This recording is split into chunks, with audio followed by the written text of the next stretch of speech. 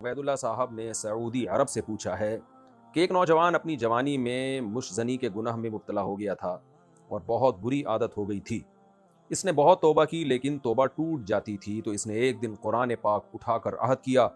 کہ آئندہ میں مشزنی یعنی ہینڈ پریکٹس نہیں کروں گا، لیکن اپنے عہد پر قائم نہ رہ سکا، تو کیا اس کو کفارہ ادا کرنا ہوگا یا اللہ سے توبہ کرنا کافی ہے؟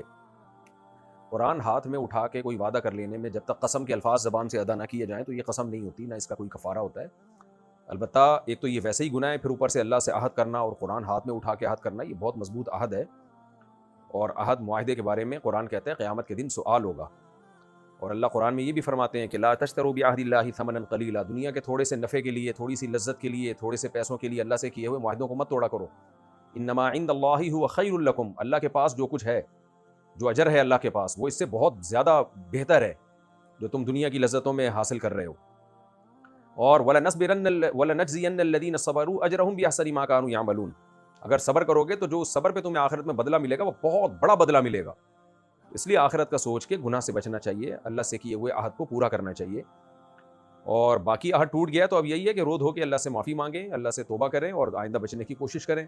پھر ہو جائے تو پھر توبہ کریں۔ اب اگر کپڑے بار بار میلے ہو رہے ہیں تو یہ سوچ کے دھونا تھوڑی چھوڑا جاتا ہے کہ چونکہ بار بار گندے ہو رہے ہیں تو کیا فائدہ دھونے کا۔ بار بار گناہ ہو رہا ہے تو اس کا تو حل یہی ہے کہ توبہ بھی بار بار کریں۔ قیمتی چیز جتنی بار ٹوٹتی ہے ہر بار جوڑ کے رکھا جاتا ہے اس کو، اور سستی چیزیں ایک دفعہ ٹوٹ گئی جوڑ لیں گے آپ، دوسری دفعہ ٹوٹ گئی پھینک دیں گے آپ۔ کوئی پرانا سا سستا سا کپ آپ کے گھر میں پڑا ہوا ہو چائے کا، ایک دفعہ ٹوٹ جائے گا تو اکثر تو لوگ اسی وقت پھینک دیتے ہیں اس کو، اور اگر جوڑنا بھی ہو ایک دفعہ جوڑ لیں گے، دوبارہ ٹوٹ گیا بولتے ہیں پھینکو یار۔ لیکن سونے چاندی کا کپ اگر گھر میں رکھا ہوا ہو تو وہ 100 بار بھی ٹوٹے گا، آپ 100 بار جوڑیں گے۔